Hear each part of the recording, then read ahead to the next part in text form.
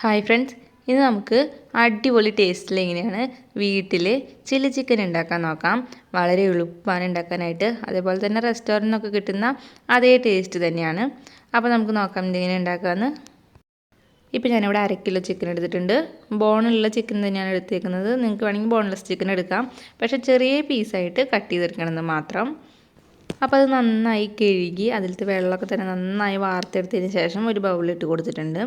ഇതിലേക്ക് നമുക്ക് 1 table spoon ഇഞ്ചി വെളുത്തുള്ളി പേസ്റ്റ് ഇട്ട് കൊടുക്കാം. ഇനി ഇതിലേക്ക് 1 ടീസ്പൂൺ കുരുമുളക് പൊടി, 1 ടേബിൾ സ്പൂൺ സാധാ എരിവുള്ള മുളക് പൊടി, പിന്നെ ആവശ്യത്തിന് ഉപ്പ്, 1/2 table spoon soya sauce, 3 table spoon cornflour, 2 table spoon maida, പിന്നെ 1 കോഴിമുട്ട, പിന്നെ 1 പകുതി ചെറുനാരങ്ങയുടെ നീര് എന്നിവ ഇട്ട് കൊടുത്തിട്ട് ഇതെല്ലാം കൂടി നന്നായിട്ടൊന്ന് മിക്സ് ചെയ്തെടുക്കാം. അപ്പോൾ ഇതിൽ വേറെ വെള്ളമൊന്നും ചേർക്കേണ്ട ആവശ്യമില്ല. നമുക്ക് നന്നായിട്ടൊന്ന് മിക്സ് ചെയ്തെടുക്കാം.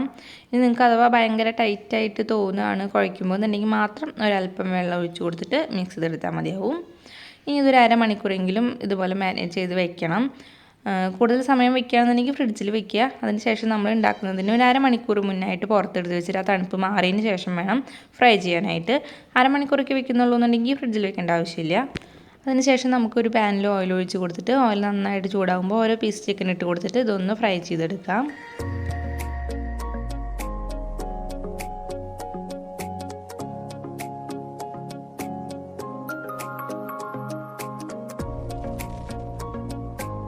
ഇപ്പോൾ ചിക്കൻ ഇവിടെ നന്നായിട്ട് ഫ്രൈ ആയി വന്നിട്ടുണ്ട്. അപ്പോൾ ചിക്കൻ ഫ്രൈ ചെയ്യുമ്പോൾ ഒരു മീഡിയം ടു ഹൈ ഫ്ലെയിമിൽ വെച്ച് തന്നെ ഫ്രൈ ചെയ്യുക, അല്ലെങ്കിൽ ചിക്കൻ ഭയങ്കരമായിട്ട് ഓയിൽ കുടിക്കും. അതിനുശേഷം ഹൈ ഫ്ലെയിമിൽ വെച്ചിട്ട് നമുക്കിത് കോരി മാറ്റാം. ഇനി നമ്മൾ ഫ്രൈ ചെയ്ത് വെച്ചിട്ടുള്ള ഓയിലിൽ നിന്ന് കുറച്ച് ഓയിൽ ഒരു പാനിൽ ഒഴിച്ച് കൊടുത്തിട്ടുണ്ട്. ഒരു 2-3 ടേബിൾ സ്പൂണൊക്കെ ഓയിൽ മതിയാവും. അതിലേക്ക് നമുക്ക് 1 ടേബിൾ സ്പൂൺ ഇഞ്ചി വെളുത്തുള്ളി പേസ്റ്റ് ഇട്ട് കൊടുക്കാം. അതിനുശേഷം ഒന്ന് വഴറ്റിയെടുക്കാം.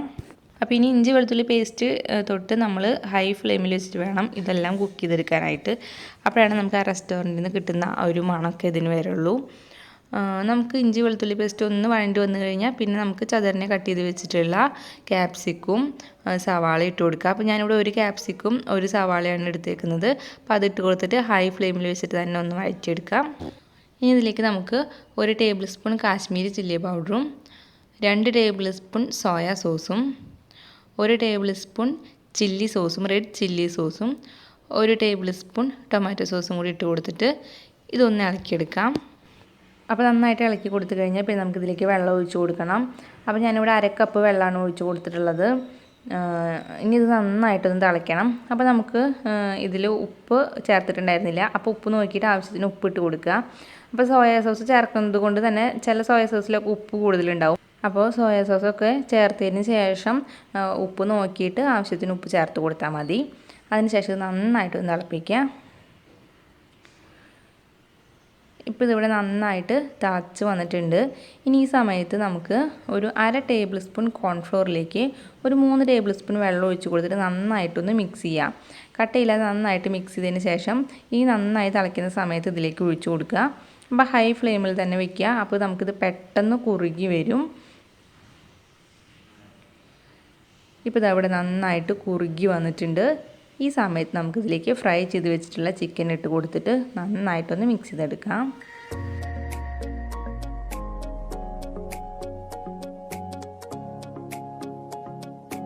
ഇപ്പോൾ ഇതിവിടെ റെഡി ആയിട്ടുണ്ട്. ഇപ്പോൾ എൻ്റെ കയ്യിൽ സ്പ്രിംഗ് ഓനിയൻ ഇല്ലാത്ത കാരണം ഞാൻ പകരം മല്ലിയിലയാണ് ഇട്ട് കൊടുക്കുന്നത്. നിങ്ങൾക്ക് സ്പ്രിംഗ് ഓനിയൻ കിട്ടുകയാണെങ്കിൽ എന്തായാലും സ്പ്രിംഗ് ഓനിയൻ തന്നെ ഇട്ട് കൊടുക്കുക.